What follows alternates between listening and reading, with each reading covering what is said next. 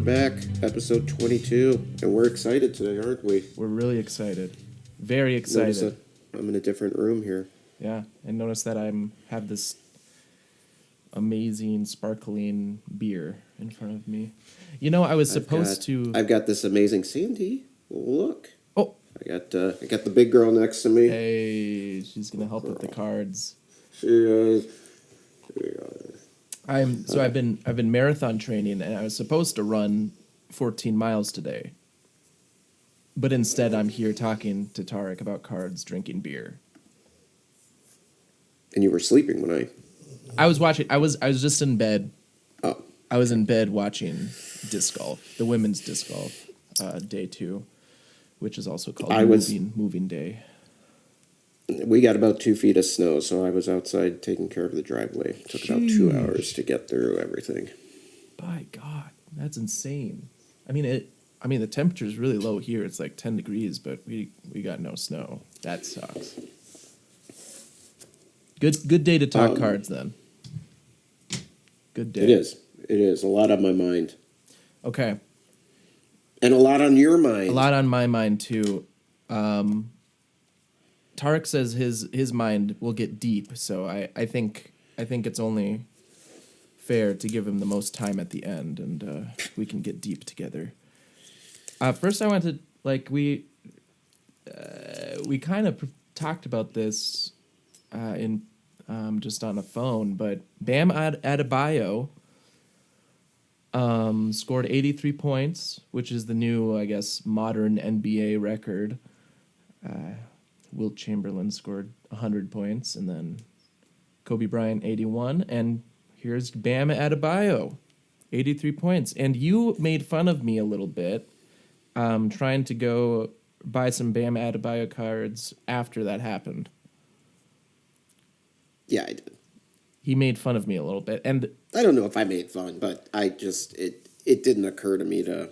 I mean, I don't know. He's a fine player. I like him. I've had him on many fantasy teams, but just never wanted to collect him.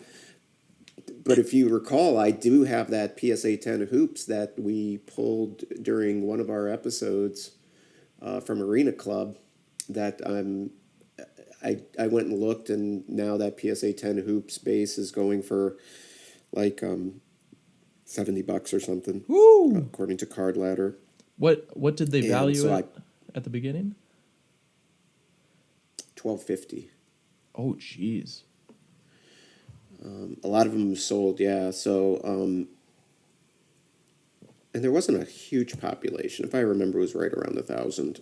But I have that. I'm trying to list that now on Arena Club for $40. I just kind of want to get my money because that was a $25 pack, and if I can get a little more, great, and we'll rip something else. But we'll see what happens with that. I'll report back on it. But just goes to show you. You can even if you don't hit something from Arena Club, that you think is great, it could end up being something longer term that just kind of having it around is kind of fun. Yeah, definitely. I mean, the reason I wanted to pick up some cards of him was just because I got excited. I mean, it's a new record, you know? I just want to look at my $15 card and be like, oh yeah, remember when that happened? Oh, yeah. Oh, then I shouldn't have made. Now I feel bad. Why do you think? What was the reason you were thinking I was doing it? Oh, to flip them? No, I was not flipping them. Oh. No. But these were just to put in my binder and just kind of like, oh, yeah, remember when you made that record and remember when you bought this card? That was like, it could have been like a checkpoint or something. And I kind of like. No, that said, it could be a turning point for him where all of a sudden, this could be like a fundamentally key moment in Bam's career where all of a sudden he goes and, starts to just play. I mean, he was always a very good two-way player. Where all of a sudden he just starts like averaging triple doubles every, I mean, that's what of them every season. That's what happens in basketball, though, right? Because like Shai Gilgeous-Alexander. I mean, that's a good point. Kind of like came out of nowhere, like in the past couple of years. Of course, he was good and everything, but He was good. The Clippers just never used him originally, and when he got traded to Oklahoma City, is everybody suspected that something like that could happen. So anyway, yeah, when but you're right. But that's a good. I actually like that analogy, Zay. That's sure, good. thank you. Well, I tried to buy. I looked on buysportscards.com for numbered Bam Adebayo cards, and I found this card. It was a gold pulsar out of 50, I think from this year's Topps Chrome. It was for $20. I was like, okay, that's a really cool card. I should pick that up. I put it in my cart and order it. Order comes back refunded. Now, the thing is, I believe the guy had already sold it to someone else. He listed it on eBay and buysportscards.com. Okay. Because I looked on Card Ladder after, and I found the same serial numbered card sold the day before for the same amount of price, like the same $20. Yeah. And that just, I get why you do that, so more eyes see it and everything. But if you sell something on one site, like, you should take it down immediately. Yeah. At the other place, especially when something's hot like that, like someone will probably buy that thing. Right. And plus, he should have sold it on Buy Sports Cards. He would have gotten much more money. Yeah. Yeah. eBay took away 13%. Yep, that's true. And the good thing is no malicious intent. At first I thought it was something, when you mentioned it to me, I thought it was a real shady thing where, like, the card had gone up so much that now he doesn't want to sell it at that price, even though he forgot it was listed and whatever. Because I've done that before where I've left something listed and then, it went up. I didn't know it because it's a buy it now and it sits around. And then somebody buys it. And you know what? That's it. My opinion on that is good on them. And, tough luck for me. I should have been more. That's just part of the game. That's just part of the collecting hobby, I guess. But he didn't do that, so I think it's less that's less less shady. As long as we're doing that, can I tell you then quick about can I tell everybody about my irritating situation at the card show? Oh, he's irritated too. Yeah, of course. Yeah. I love these stories. I even called you about this right away. Yes. Right away. I mean, not many things irritate me at like shows and stuff. So this one, now I know what does irritate me. This one really irritated me. So I'm looking for I'm watching a lot of hockey this season. I like the Minnesota Wild. I wanted a Kirill Kaprizov Young Guns. I think it's 2021 Series 1 Upper Deck. So I got a watch on it on eBay. It goes for about anywhere between $50 and $60. And there's plenty of them. They come up for sale. I can bid on them. But I was at the card show and people specifically had a lot of hockey there. There was some stations that were only hockey. So I went and I saw this one. It was in the case. There was some other Young Guns there. This one, for some reason, didn't have a price, although other ones did. And so I asked the guy, I said, how much is the Kaprizov? And he said, it's not my card. It's the, this other guy who's standing behind me. And I said, oh, okay. He said, but I can ask him right now. And he said, hey, Bill, whatever, how much for the Kaprizov? And the guy's like, is it the French or the English one? Which, first of all, there was only one in there. Does, you think he knows what he has in his cases? But anyways, it was clearly an English one. And he goes, oh, $100. And I go, $100 for the raw Kaprizov? And he's like, he comes around and because clearly it's double. He's charging double for a card that is easily obtainable. Okay, at around $50. Yeah. Well, actually, I've been wanting to grade that card. I just pulled that recently, and I just looked at him and shook my head and left the. Oh, I didn't. gosh. I just kind of looked at him kind of quizzically, and I just shook my head and I just kind of left. Why is that in? Okay, why is it in your case? First of all, why is it in your case? Second of all, why isn't it priced? Why didn't you have a price on it? Right. But why is it in your case? Yeah, You pulled if you're it? gonna, yeah, That would have made me. it's irritating to me. Yeah, I think he's trying to. Yeah, that's somebody. That's a dealer who likes. The reason I just leave there is because that's somebody who's trying to pull one over on people who are Yep. coming to buy. Right. Yep. He wants to get double the price of a card on everything, and I don't want to deal. Someone. Those are the types of dealers that give that. Those are the. That's the type of person who gives other people bad names that don't behave that way. It's bothersome to me. It's why I don't like to go to tables where they don't have prices on cards. Because once they see you're interested in something, that they assume that, oh, this guy will take it at any price. He takes advantage of very impulsive people like me and my brother. I, in general, don't like. I mean, I don't want to interact with people who are under the impression that I'm stupid. Yep. Okay, that's not somebody I want to have any sort of a relationship, professional. There needs to be the Personal. respect, the mutual respect. That would have made me.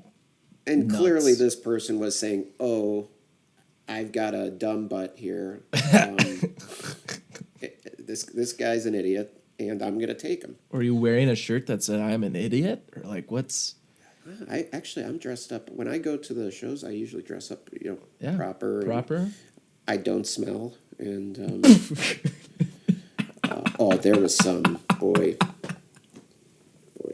There was some Where is not this? good smells there. Big card show, Chicago, the semi-annual, the Chicago Sports Spectacular. Probably 400 tables, tons of people signing autographs. John Elway. Really? Dustin Poirier, Sean Astin canceled. Sean Astin from Rudy. And the real Rudy was there too. But the real Rudy showed. What the hell? Sean Astin Astin canceled. What the heck? Yeah, real Rudy showed. There's a lot of big names there. You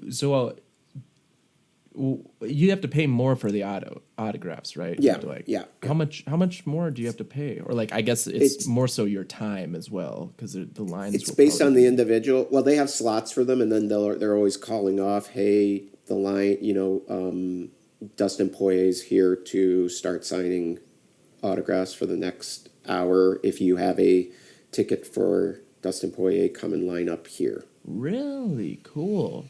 I would have maybe bought a John Elway ticket or something. That would have been cool just to meet him. But I actually saw a guy when I was leaving. Apparently, he had gotten a Broncos helmet signed by Elway, and he had it signed in white on the blue. And it actually, I kind of took a look at it as I walked by because he was just carrying it. Looked really good. So yeah, I guess good. like their main purpose is to just increase the value of the card, or is it like more personal than that? Like, I guess I think it's more personal. You can ask for like to Zayd or something. John I think Elway. you want to meet the.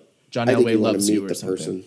Oh, Because generally, an IP autograph isn't worth as much as a if the individual has autograph cards that come out of a sealed material. Those are generally more desirable than an IP.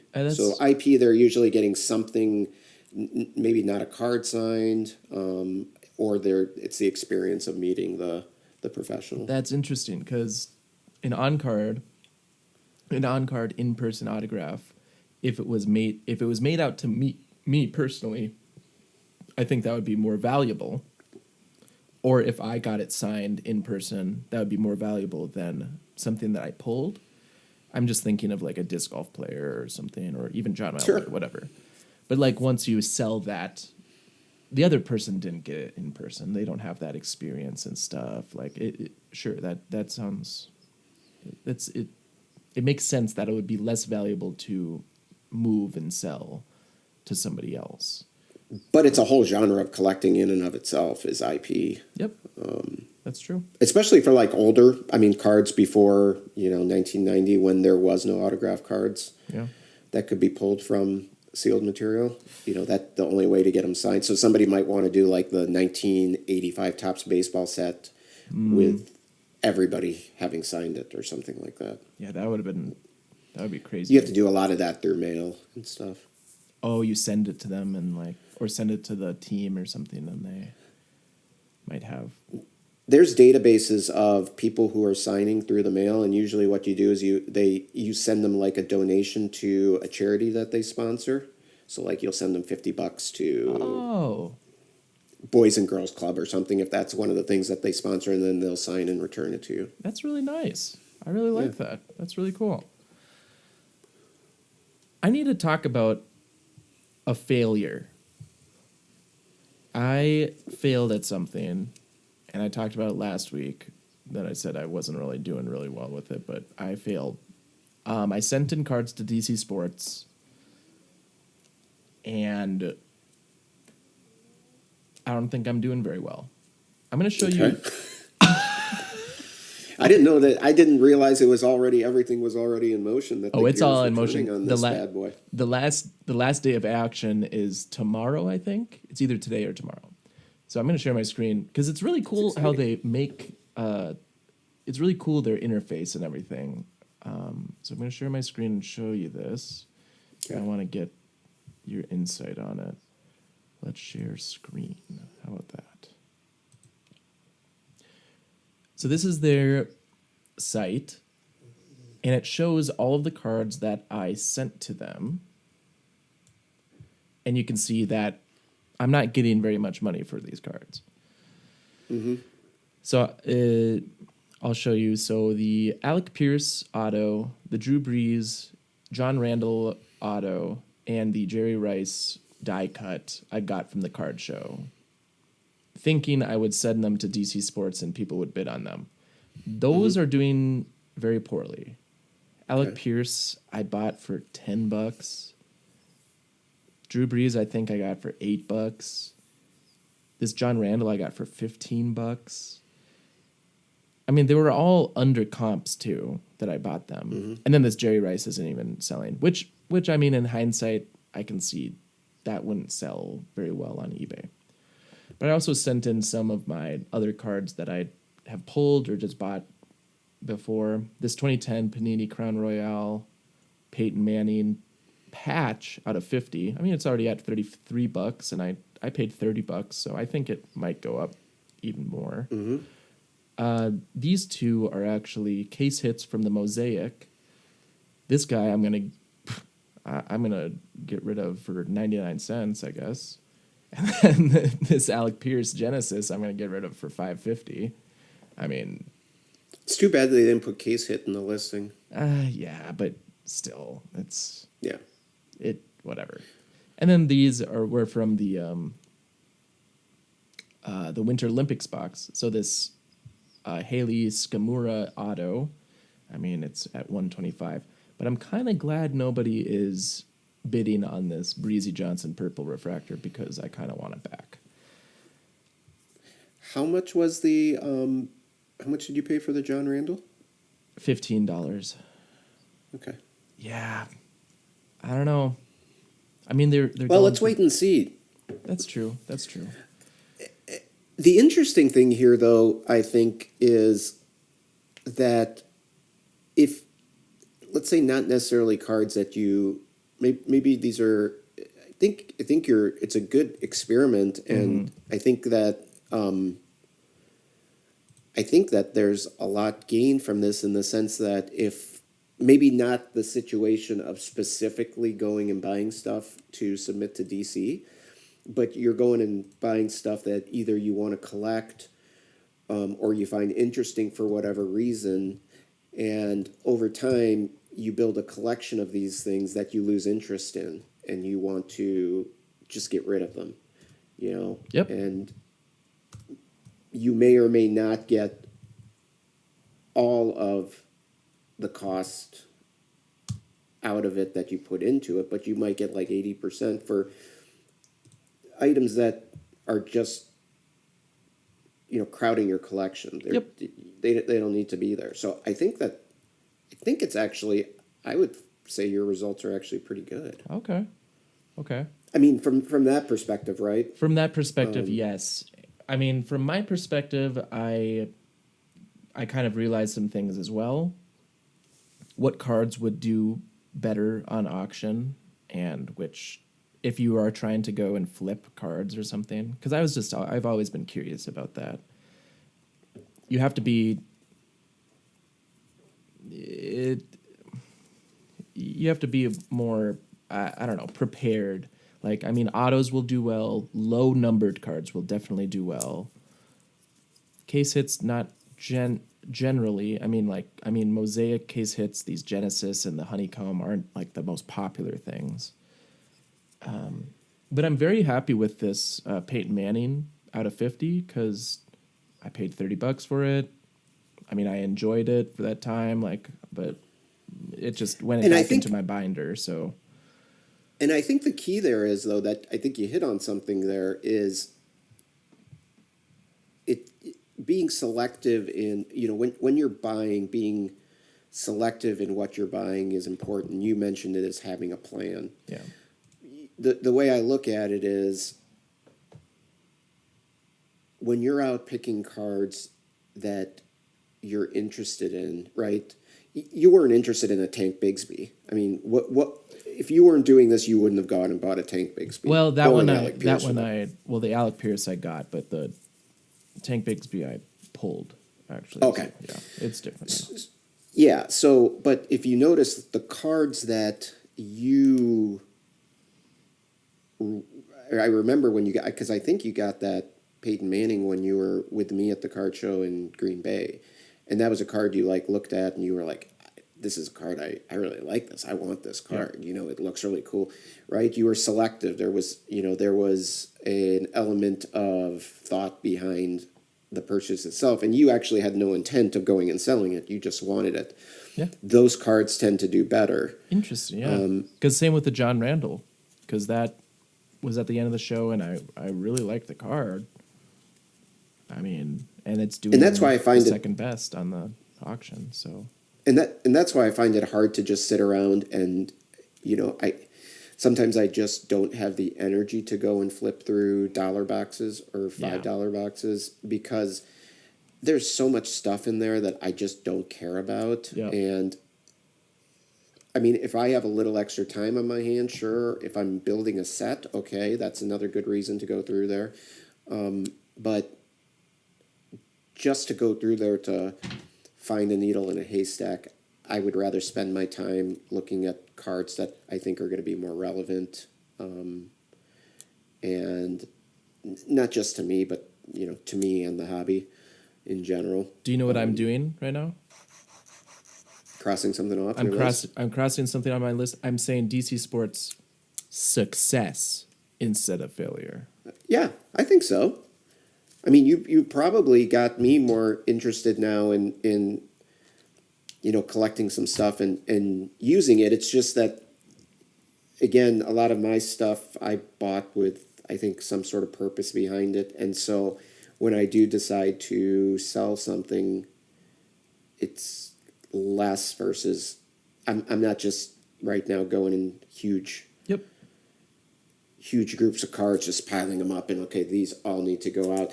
The other thing is, I know that people, when they buy collections, and then they pick out some stuff, mm-hmm. and then they send the rest of it off to DC Sports. Again, there's an element there of these cards are just, they're here. I think there might be some value I can get out of it, but I don't want to go through them all. Yeah. I was more impressed about the interface. They're updating the prices live. Shows you they were very clear when they accepted the package, when they were going to list them and what they were going to put on there, and their pictures are very nice. So they're very professional. Yeah, if you very professional. They're a regular guest on Brett McGrath's, one of his Stacking Slabs spin-off podcasts, and he meets with them, I think it's once every week or every 2 weeks, and talks with them. And they talk about how much they invested into their technology. Yeah. And they continue to do that. And if you think about it, that's if you really want to get ahead in that particular space, right? I mean, if you're competing against some other companies that do this, you have to find an edge somehow, and technology is probably one way to find an edge. And I've noticed, so good on them. I have one final bigger thing to talk about. So this current weekend, my friend Spencer is actually dealing at a card show in Fargo, where I'm from, where he's from. So he called me last night saying how his first day went and everything.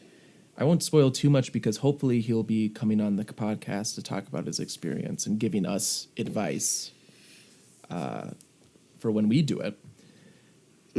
But we got into this thing where he was telling me about buying cards off of Facebook, and I've always thought of that as buying cards off of like Facebook Marketplace. But he was explaining like, no, there's specific groups you can join, like a Facebook page where people post cards to sell. And that got me thinking, maybe there's, because I've mentioned many times in the podcast, like, I wish there was more places I could buy disc golf cards. I looked on Facebook, and there you go. There is a group. It's called Disc Golf Trading Card Collectors, and I'm going to actually share the Facebook page. Yeah, that's cool. Show you what it looks like. Oh, maybe you don't want to see my...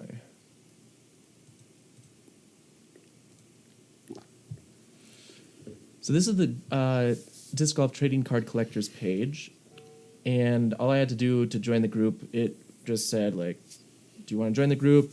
Who are your favorite players? I'm guessing, like, I don't know what that has to do with anything, but, like, all of these posts, like, this one was today. This guy is going live on Whatnot, opening disc golf slabs, I guess. I might have. Are those like repacks? Did he like do his own repack? They might be. I'm not really sure. I've never looked at it. But like, there's a lot of different posts like this. Like, I think ISO stands for in search of, and then Taylor Kochek, which is an FPO player. So he's looking for those cards, and then these cards he's selling, and then you can like go in the comments or DM them, like saying like, I'll pay this much. But there's like a lot of nice cards here that you can buy. We'll do all cards for $80, shipped well, with tracking, mica growth auto, titanium cards. These are the brand new set and everything. So I was looking through these, and I actually messaged someone. Someone was selling a lot of auto cards and for a reasonable price. So I messaged them saying, hey, would you take $80 for this? And then he messaged me back saying, I'll take 88. And I said, well, could you throw in these things? And we decided on $91 for 6 auto cards and then 2 other cards that I saw that he was selling as well. And they're pretty cool. Let me show you what I actually ordered from him. That's awesome. I'm excited for you. That's a really great resource to be able to lean into for... Check these out. These are all on-card autos. Sayananda, Rebecca Cox. Both of those players are amazing. Owen Scoggins is amazing. I know Owen Scoggins. I don't know. That's a nice card, Montgomery. too, out of 50? Yeah, they're all out of 50, except for Rebecca Cox and Kona Montgomery. So that's 6 autos. And then I asked these other cards. There was a big germ out of 50, Jeremy Colleen, and then like his base titanium card or something from this year's set. So I got those included, and I paid $91 on Venmo, and he's going to send them to me. And like, how many cards are in those titanium packs? Do you remember? There were like 5 maybe? I thought it was 3 packs of 5 cards. I thought it was like 15. Cards. Yeah. So all of those won't be autos. And I'm looking for the autos, you know? I bought all of these for less than one of those titanium packs. That's great. So I am super excited about this new adventure. I've already have notifications turned on and everything. I mean, just for even for exchanging knowledge, right? I Yep. mean, if we've often had question where I ask you something and you're like, I'm not sure, and we don't know anybody else other than us who's into the disc golf, Yep. and the cards. So now at least now you have some place that you can kind of go to, especially if you're looking for something. Right. I'm kind of tempted to say like ISO, like Heroes. Hero Series. Yeah, Hero Series 2025. Because I'm sure I could get a better deal on this Facebook group than eBay. Like, Yeah, eBay, because they're they don't asking have to for pay the frickin' crazy. well, and eBay's going to take right. They're only getting 85% of Yep. That's the very value true. of whatever they sell it for. So And then there was another card here that I wanted to rip something, and I found a 2025 Goodwin Champions blaster box at Target. So I ripped that, and I got my fix in, I guess. okay, Really cool card. Animal Kingdom Emblems. It's a card that's like a quarter-inch thick, quarter to a half-inch thick. It's insane. And it's very textured and everything, so you can like feel the emblem and stuff, and it looks very cool. And I just thought that was a very, very fun the card. four-toed hedgehog. Yeah. Interesting. If anyone's interested in the four-toed hedgehog, I mean, I got the card for you. Maybe I'll put it in the disc golf group. See if anyone wants it. Oh. Anyway, that was my week in a nutshell. That's cool. I know there's wrestling. I mean, I do actually. I belong to one wrestling group on Facebook. It's the only thing I'm connected to on Facebook, which I haven't been going to since I've been off of Marketplace. Yeah. But I might maybe do a little more interacting on that group and see if I can Well, there might be even like more extract some cards. niche wrestling groups or Yeah. something. You know, like Yeah. Panini Wrestling or Right. something like that. Because I know you're very interested in the Panini cards that they only had for 2-3 years. Yep. Yep. So there might be someone else, like another group. I mean, this group is only 1,000 people. I mean, in the grand scheme of things, 1,000 people is not a lot of people. Right. But they're all there to do the same thing. That's cool. And I'm sure I could like So trade and so stuff. so you. Oh yeah, I bet you can. So you're gonna. We'll hear some regular updates then, right, in future podcasts on Hopefully. how your interactions with what you've been able to acquire and trade. Yeah, hopefully. Hopefully I'll great. get my collection a little more situated. Yeah. And you'll have to check out that whatnot for the Slack. I'm curious about I that. think that's tonight. Yeah, so I'm gonna actually log into that. So you went to a card show this weekend. You already talked about your qualms with that one guy, which is all fair. What else happened at the card show? Yeah, I've been going to this one for several years now. It's twice a year. Actually, the first one I missed in several years of this was the one that occurred in, I think, November. But I went to this one. I picked up some. I'm getting much more selective. You know, we were talking about being selective in purchases and cards, and I'm definitely getting to be more of that. I had to leave early in order to make sure I didn't get hit by the blizzard driving home. So I went through fairly quickly. I didn't have time to go through any bargains. I was just looking at what was laid out. Start with what I got. I didn't get that much. I got a Shohei Ohtani Diamond Kings rookie card. Nice. Black, white. He has a couple of cards in this particular set, not licensed, but I'm not really. A lot of people are really into the whether it's licensed or not. I don't actually care that much, especially when it comes to Ohtani. Sure. So I picked that up. I don't think it's. I wouldn't grade it. I think it would probably be an 8 or a 9. So I would not grade that card, but I'm taking any Otani rookie cards that are priced well. I got 2 of these. I was happy with this one.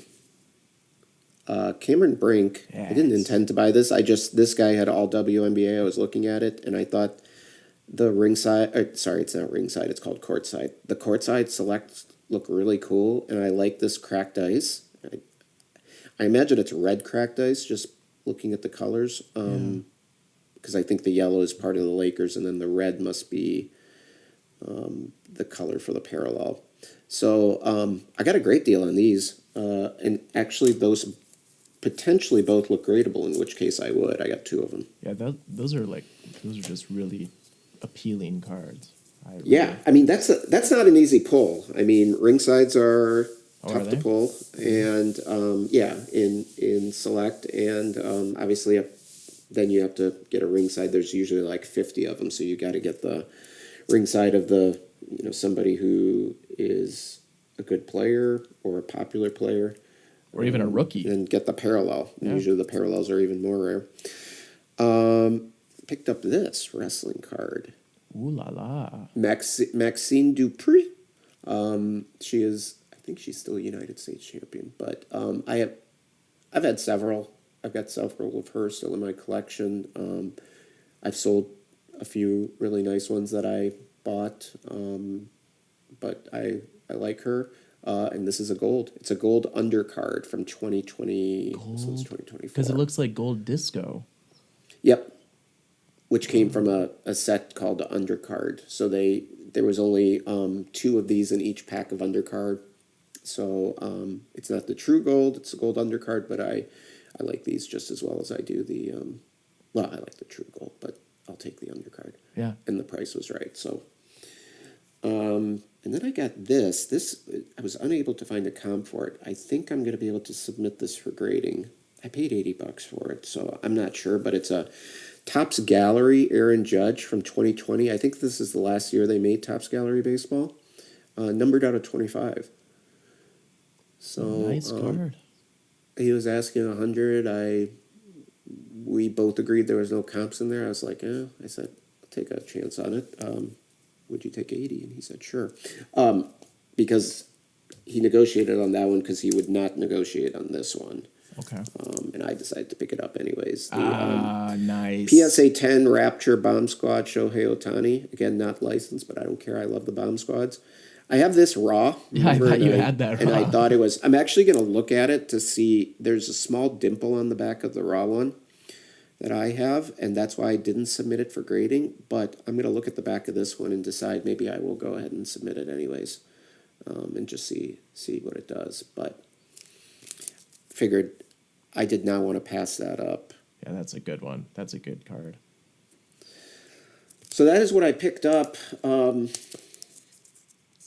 And I came back excited from that show, Zayd. What? I came back and I was thinking to myself, this is where I'm going to go a little bit deep. Okay. You even hear my voice kind of changing there. Yeah, it's going deeper. Like it's and getting real serious. Yeah. I really want to. Right now, I just kind of go to. I don't have a real. So remember how I said I used to go into the card shows without a plan, and people would ask me, are you looking for anything in particular? And I'd say, I don't really have a plan. Yep. Now I'm going in with more of a plan. I realize with my collection and like how I buy and when I decide to sell, to buy more stuff, I don't really have a plan behind it. And I think I want to put more of a plan behind it. I think I want to...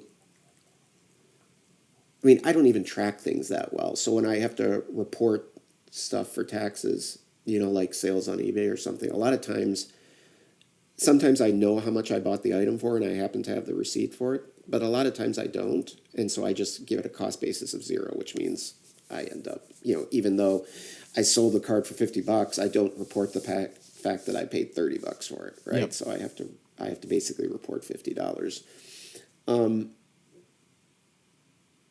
I want to start maybe by just tracking stuff a little bit better this year, Okay. just in a spreadsheet maybe. Like here's what I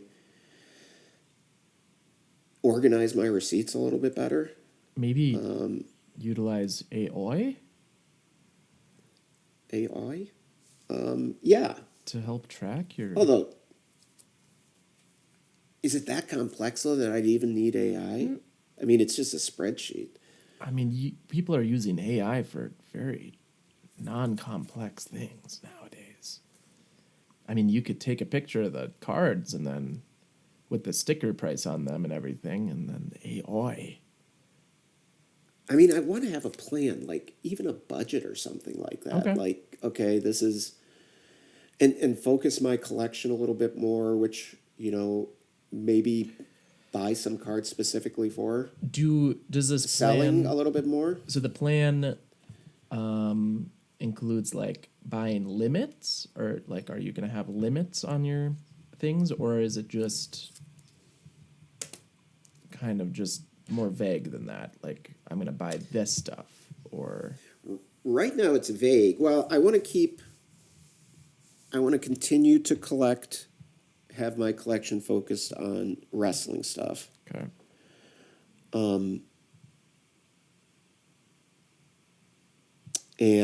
But I don't want to. I still want to be able to collect other things, that I find interesting. Like I want to. I'm starting now to get into hockey. I want to continue to collect that. Maybe I'll do less set building. I haven't thought this through yet, but I want to have more of a.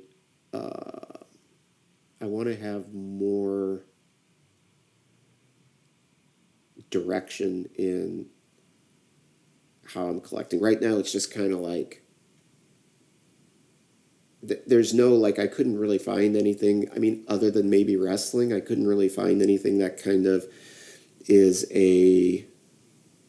it's very amorphous, right? It's just kind of like this cloud, and it grows and shrinks. And I mean, maybe being a little bit, having a little bit more definition around what I'm collecting. Does that make sense at all? yes, it makes total sense. And Okay, good, because I didn't think it did when I said it. well, it makes sense because there are a lot of different cards out there. And even like during my last show, like I didn't go in with a plan or anything. I was too overwhelmed. But if I focus on Vikings players or disc golf, trying to find that disc golf box or something, it's a little more manageable. I mean, maybe even like formulating it, and I don't want to say it wouldn't be I wouldn't call it a business plan, but a hobby plan, where I've got sort of a hobby vision, and I create that thesis statement, like this is my vision. Thesis Collection. statement. These are the steps. Yeah, like like in a business plan, a company will have a Yeah. a vision statement. You're gonna that's have a scope. sort of starts. Yeah, and within there, have specific things outlined. Like right now, we know my grade.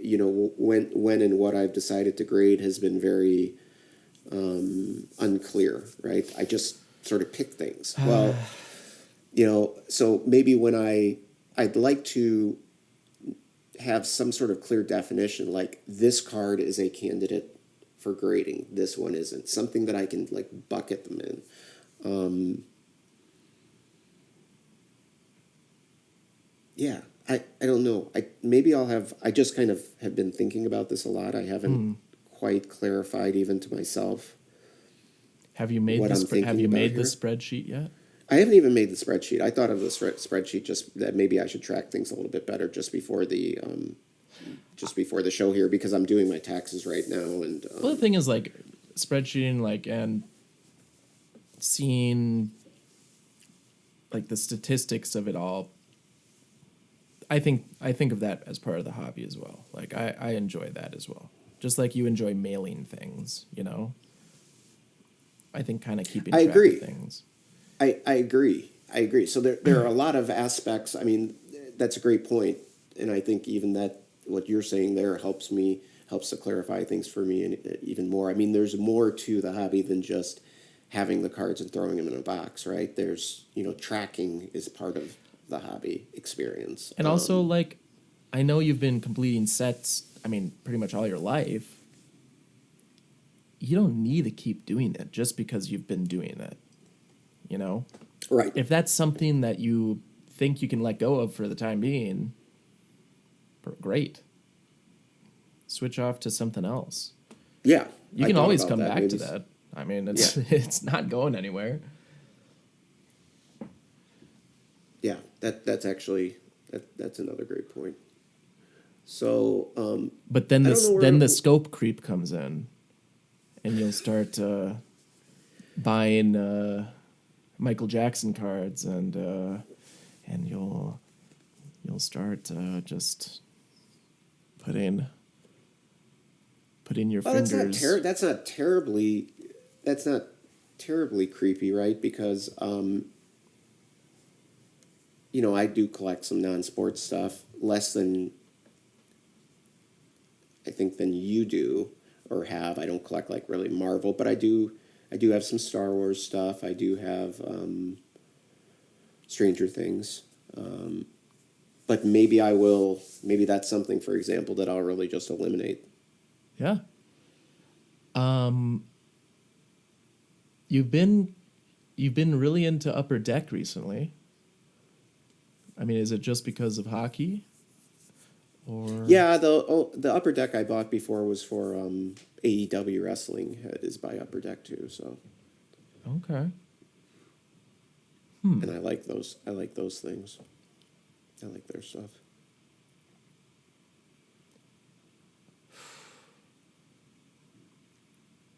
That got deep. Did it?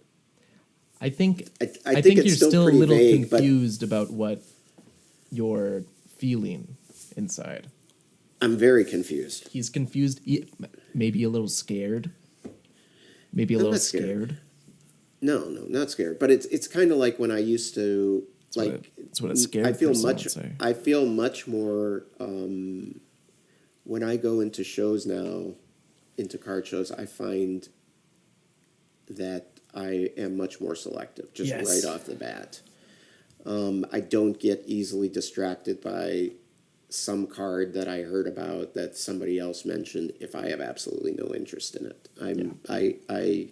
I just go right over those things, and whereas I would have thought to myself, oh, maybe should I get this card? And now I don't do that. You make it your own show. Like, you make it your own.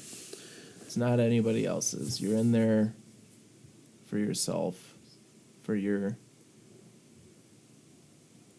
Yeah, for example, I would get into I was somewhat fascinated by prospecting for baseball, right? And looking at Bowman prospects, and recently I'm just not into that anymore. And so I don't spend a lot of time, I don't give that a lot of my attention Yep. during the show. So basically I would go into the show and too many things would have my Yep. attention. Yep. Do I want to look through the value boxes so I can find something to grade? Do I want to look at prospecting stuff for baseball? Do I want to look at some of the non-sports stuff or TCG because that's, people are really interested in that. I would even get sidetracked by Magic stuff because I played a lot of Magic. So when I'd go buy a table with those cards, sometimes I would look at them. I've eliminated a lot of that noise from my card show experience. Okay. And it definitely feels better. That's good. I think I need to take some of that advice as well. But I'm trying to think. Our vending experience might be interesting because we're going to have half the table disc golf cards and then half the table niche wrestling cards. If we're That's true. We will have to think about it. And yeah, well, maybe by then I'll have a little bit more of an answer of how I want to organize my own collection, which will help dictate how I want to organize. How do you organize your table. collection? Like, what do you I don't. at That's the all? problem. I mean, like Well, what the wrestling stuff is all in the one case. place, and then everything else is in another place. You know, most everything on display is just wrestling stuff. I mean, there you go. Uh, what is it called? Survival of the fittest. Like, you're gonna put up the stuff you actually like. Right. A lot of the stuff that I don't like is in the boxes and stuff like that, and that should kind of. I mean, yeah, you have the right. I think you have the right mindset. Is like, buy what you like. Don't get distracted. I mean, a great example is not getting distracted by new releases every year. Because that can easily create a distraction, right? Do I need to buy any sealed wax? But that's how they make money. Do I need to go? Sure, but there's still plenty of stuff that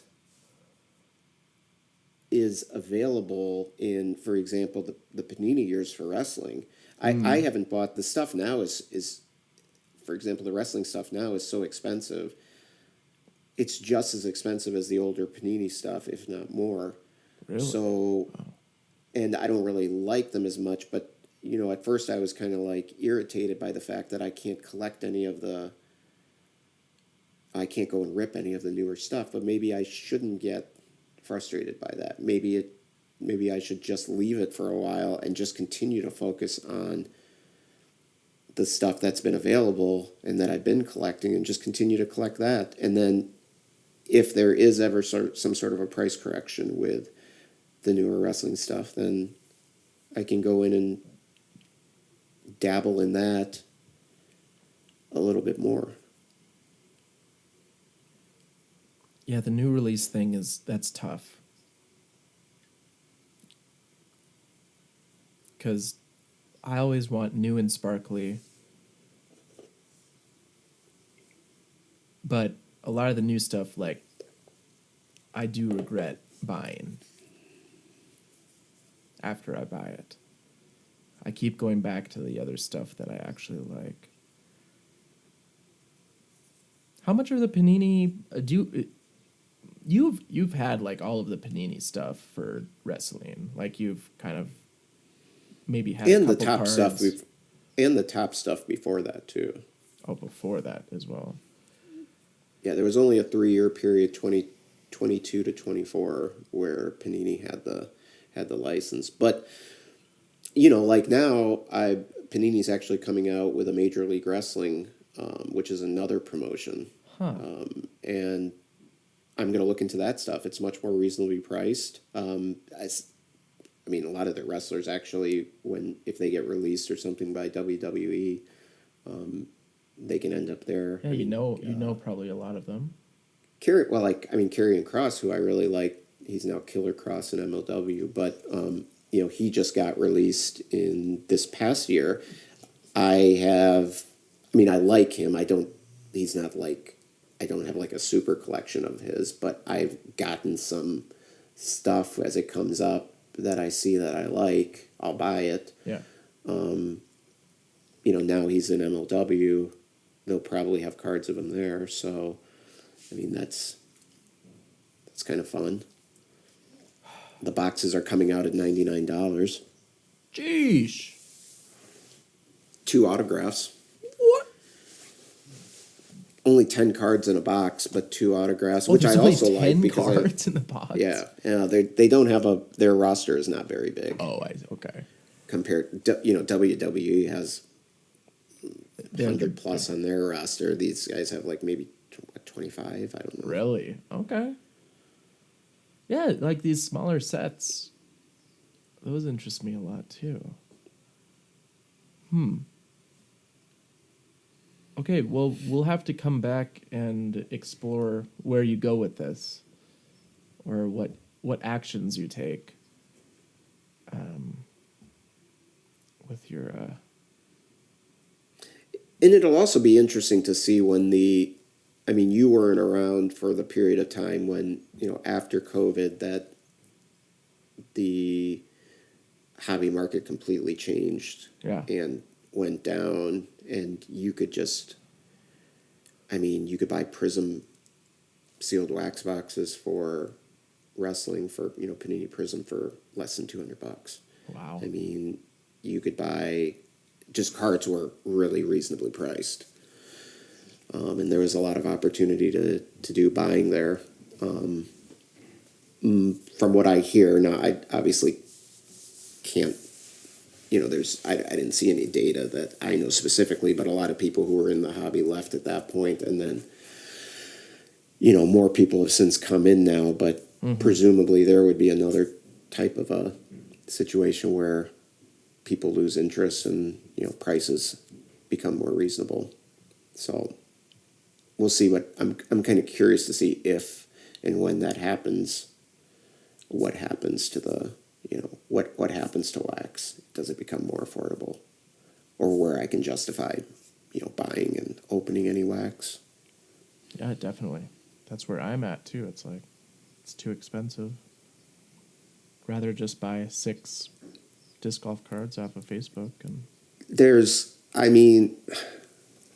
absolutely no reason for, at least for Topps Wrestling, to open any of that wax. If I want any of the cards, I just wait a little while until the release, the excitement of that release moves on, and then I can go in and look for the cards that I want. Yeah. And I just need to be diligent about that. That's part of, I think, setting up this plan, is that I will not react too much based on emotion. It's just like investing in stocks, right? You don't want to react, you want to just continue to invest as prices become, your stocks become valued, properly. So you just continue to invest. But if everything, if the market has a huge drop, you don't want to react to that, right? It's more so you're looking entirely. for more so a manifesto instead of a scope. That sounds very, a manifesto sounds very ominous almost. I don't know. Like cultish. Well, I mean, it is kind of cultish. You and your panini wrestling. I just took my project Can I just call it final. a hobby plan? Yeah, you could call it a Versus hobby manifesto. plan. Okay. Yeah, I took my project management final today, so I'm saying scope and agile manifesto and everything like that. Okay. So Okay. you're learning about agile project management in there? Already learned. It's already done. It's already Scrum. It's in and out. Kanban. Mm-hmm. You know that. XP. I do know what Kanban is. You know XP. Extreme programming. Yeah. There was a lot of stuff That's still around, huh? People Yeah. still do extreme programming. Okay. Well, I mean, maybe it's more so just like a hybrid type of thing. They kind of melded everything together. Anyway, that was totally off topic, but I like it. I like it a lot. The first step, Tarek, So yeah, I'm gonna come back. spreadsheet. Yeah, I'm gonna come back with something that I'm gonna come back with one aspect of this plan Okay. before the next podcast, and I mean, you've made aspects of the plan already. I mean, like throughout all of these episodes, like, I mean, even your views on PSA, sending to PSA, like, that changed like 16 times. yeah, I know, but we kind of landed on something. You're sending the PSA to sell. Right. Yeah. You're not sending any of your wrestling cards there, right? I think I might. I think I might start doing that. Because I was thinking, so that's another thing I was thinking about, is I was sending, trying to find, how do I get to my 20 cards that I want to send in? I can't find 20. I thought to myself, why not send in one of my good wrestling cards instead of finding some dopey card that I'm going to, sell? And then I can, that's what I have to, those are the types of things I have to Put in your manifesto, yeah. Start to do some investigation on, and I don't think anyone else is talking about this. I think we're the Anybody only in the world? anybody in the world in reference to at least trading cards. Okay. I think we're the only I highly ones. doubt that, but Yeah, well, we don't need your I'm pessimistic. sure someone else is talking about I'm pretty it. sure you're the only one, and the only place you can listen to this is collecting Okay. stories. Okay. In that case, yes, we're the only ones talking about We're the this. only ones. If that's what we're trying to achieve here is increasing listenership, then yes, this is an exclusive, and you'll get to follow along with me on this journey. Oh my gosh. Oh man. All right. Well, that's a good place to end it. I think so. Thank you for listening, everyone. I'm Zayd. I'm Tarek. And thank you for listening to Collecting Thanks a Stories. lot. All right. Bye.